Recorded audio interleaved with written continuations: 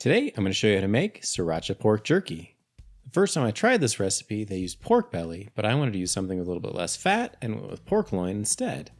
I purchased it whole from a warehouse store, and it was a lot cheaper than I could have gotten it from my local grocery store. The first step is to trim off the fat off the outside. Just grab a piece and start trimming until you're happy with the result. The best jerky comes from a lean cut, as the dried out fat can take on a really chewy texture. So remember, it doesn't have to be perfect, so stop when you get tired of trimming. The next step is to slice into 1/4-inch slices. You want to get them as even as possible so that they all dry at the same rate. I made quick work of this with my Victorinox slicing knife, which works really well because it's sharp and the long blade makes it easy to cut through in just one slice. You could use a shorter knife, but you may end up with some saw marks in the final product.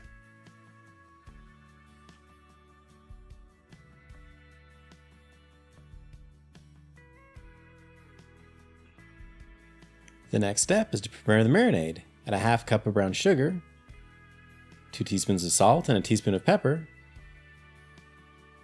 a 1/2 cup of Sriracha sauce, but you can use more or less depending on how spicy you like it.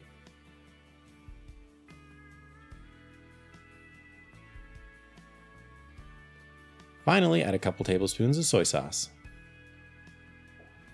You're going to mix it up a little bit before adding in the meat just to make sure that you don't have any clumps.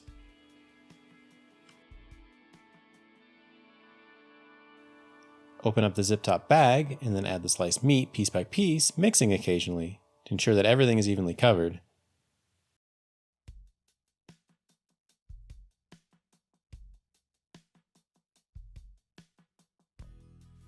For best results, you're going to want to let it sit for a while so that way the flavor can soak into the meat. You're going to end up putting this one in the fridge for 4 hours, but preferably overnight.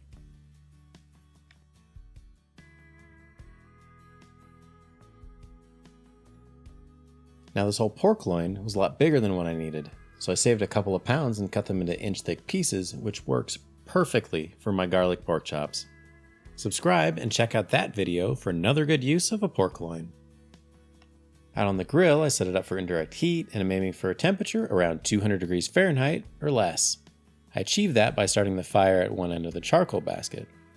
Once it's reached that temperature, you can place the tinfoil underneath the grate to catch any drips, and then place the meat opposite the fire and get ready to close that lid for about an hour.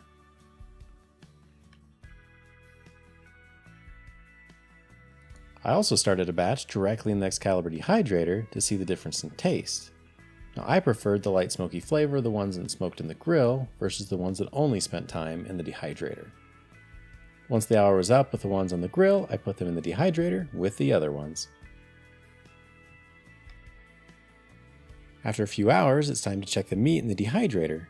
Jerky is best when it cracks, but doesn't break when it's bent. So these ones need a few more hours, but the ones I left out on the grill the entire time were just about perfect. Now if you don't have a dehydrator, you can just use the grill.